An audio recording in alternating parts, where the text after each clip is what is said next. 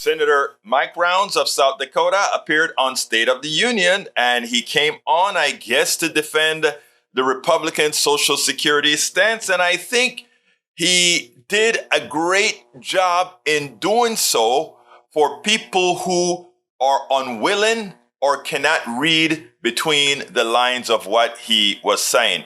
To put it bluntly, he really came out for the privatization of Social Security without saying so. I want you to listen to this, and then we'll take it on the other side. But what he does is what many Republicans have always done.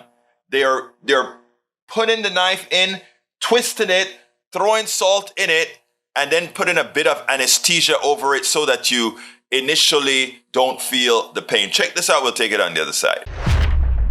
Senator Mike Rounds of South Dakota. President Biden hitting Republicans all week on Medicare, Social Security, and he's pointing specifically to the plan that your colleague, Senator Rick Scott, Republican of Florida, released when he was leading the Senate GOP's campaign arm, which says, just to quote, all federal legislation sunsets in 5 years. If a law is worth keeping, Congress can pass it again, unquote.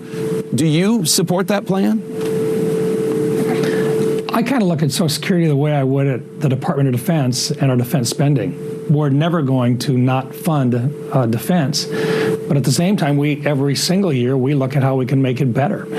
And I think it's about time that we start talking about Social Security and making it better. We've got 11 years before we actually see cuts start to happen to people that are on Social Security. And I think it'd be very responsible for us to do everything we can to make those funding programs now and the plans right now so that we don't run out of money in Social Security and that it continues to provide all the benefits that it does today. Simply looking away from it and pretending like there's no problems with Social Security is not an appropriate or responsible thing to do. So I guess my preference would be let's start managing it. And I'll just give you an example. Later on today, you're going to have folks that are very successful that are going to be around your table. Why don't you ask them whether or not the funding for their retirement comes strictly from government bonds or from the government itself?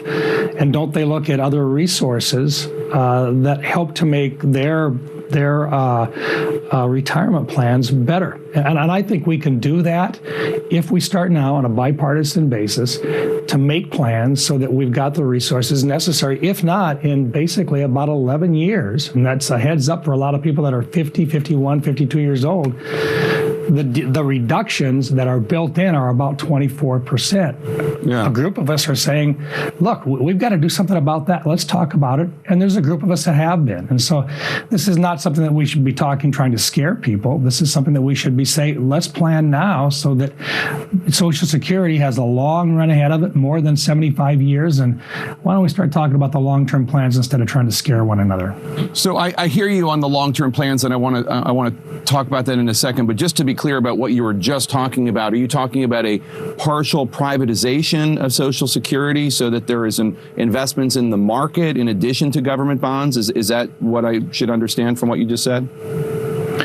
More along the lines of allowing us to continue to guarantee the benefits that are there, but allow us to use other resources to make sure that they are there. And so that the individual doesn't take the risk, but rather that the federal government does.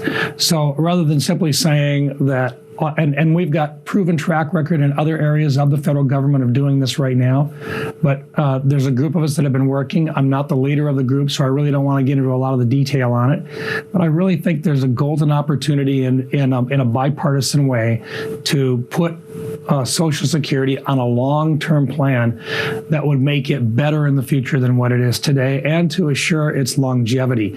But you do that by managing it. You do that by actually talking about it and not doing dog calls every time somebody says, let's try to address managing it. The bottom line is Republicans want to see Social Security be successful and be improved. And the best way to do that is to take a look at other successful pension programs that the vast majority of us, including a lot of the folks that you're going to be talking to, would include in their portfolios.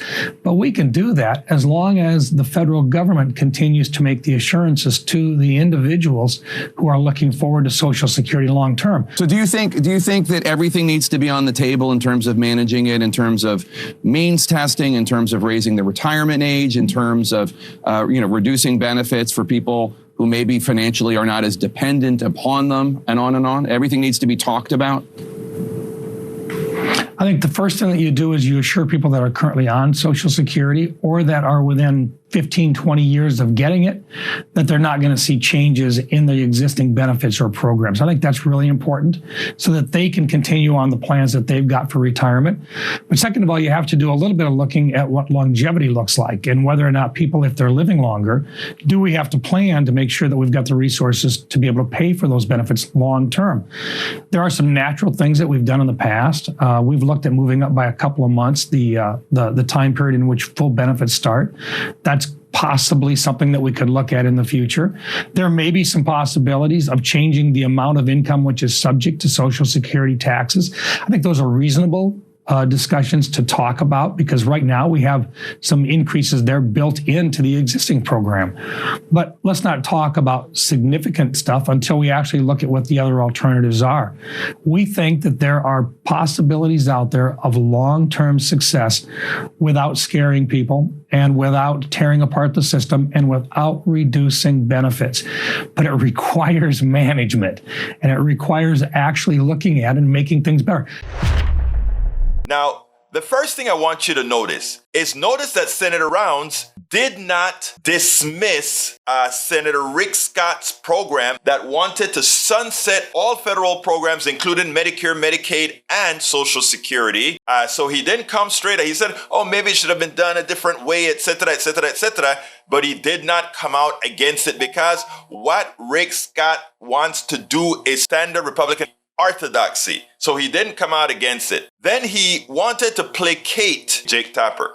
And how did he do that? He went ahead and he said, you know, later on you are going to have all these people around the table and they're going to have their retirement plans. And it's not going to look like just what the government is providing. It's going to also, and he never said the word private, but he's implying that they're going to have stock portfolios. And he actually later on did use the word stock portfolios. And then he talks a lot about managing, right? He uses the word, we need to manage Social Security as if you're managing a whole bunch of stocks in a portfolio, which remember, if you're into going to put these things on Wall Street, they go up, they go down. And what happens when it's down? Well, he also has an answer for that. And the answer for that is, well, if it goes down, we want to make sure that your Social Security is not going to change. In other words, you're not going to pay some penalty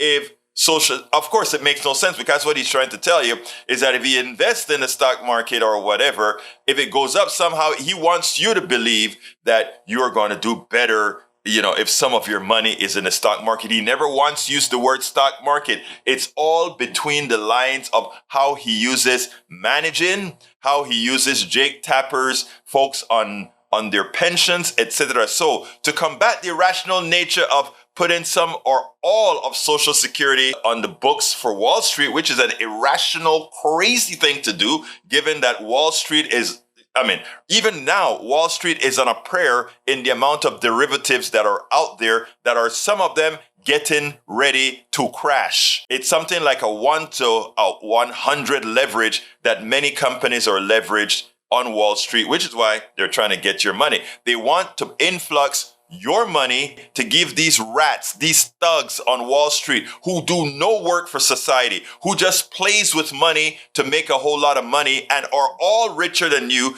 They want your Social Security to be managed by those thugs. That's what they want. These are the guys that crash our economy every few years. They crash the economy, and who bails them out? We bail them out. They love socialism for corporations. So here's the deal, folks, what you have to understand. There's a simple fix to all of this.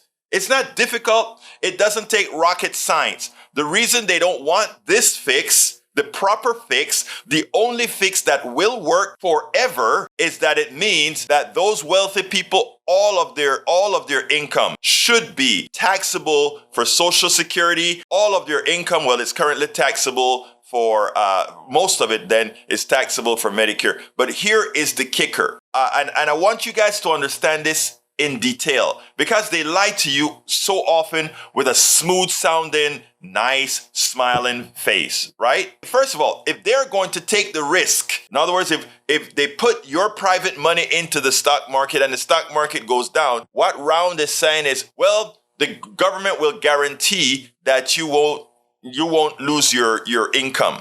They will guarantee. Well, if the government is going to guarantee failure on Wall Street, and we know that Wall Street is predicated on fraud and failure, when the maximal gains usually go to the people with power, with capital, and all the others make marginal gains or losses. Check it out.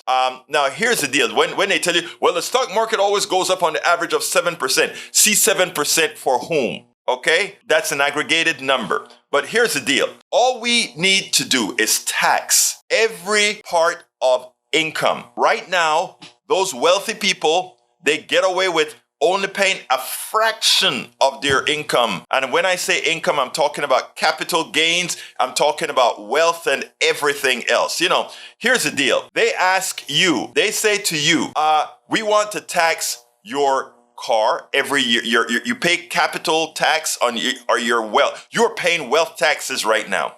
On your home, you pay property taxes. On your car, you pay property taxes. On your business, you pay small business, you pay property taxes or some sort of tax. But you know who doesn't pay tax? If you have a whole set of $1 billion sitting in stocks and bonds and all these other things, you don't get a tax on that. That is just cumulative wealth growing.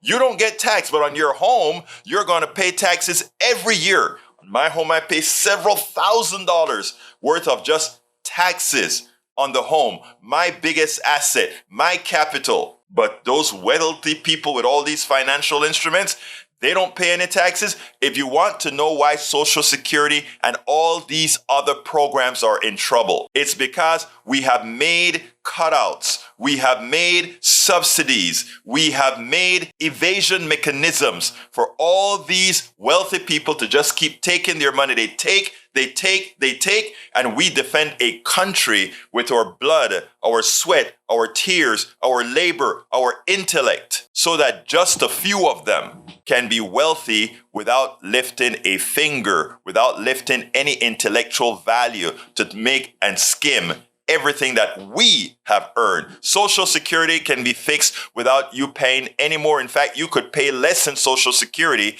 if we taxed as we should, if we tax how we should.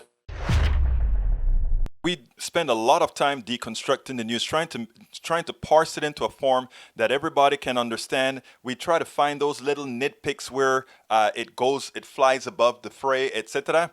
If you really like these videos that we do, I want to ask a big favor. Please go ahead. Number one, subscribe to our channel. And number two, please join if you can. Thank you so kindly for watching. Keep watching. Please remember to share. We must populate the entire internet with our progressive message, a message that we know is what most Americans say that they want. So help us, please join.